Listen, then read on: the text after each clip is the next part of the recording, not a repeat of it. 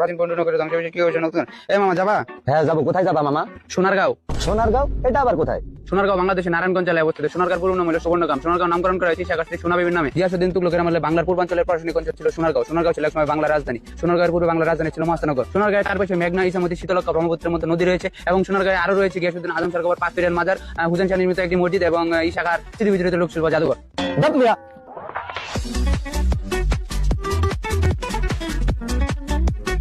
এই মামা বাদ দিও।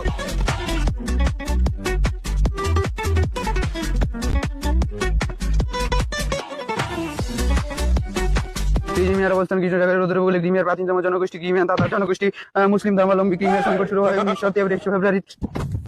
তাতার জনগোষ্ঠী মুসলিম ধর্মাবলম্বী। ক্রিমিয়ার সংকট শুরু হয় 23 ফেব্রুয়ারি 2014 সালে।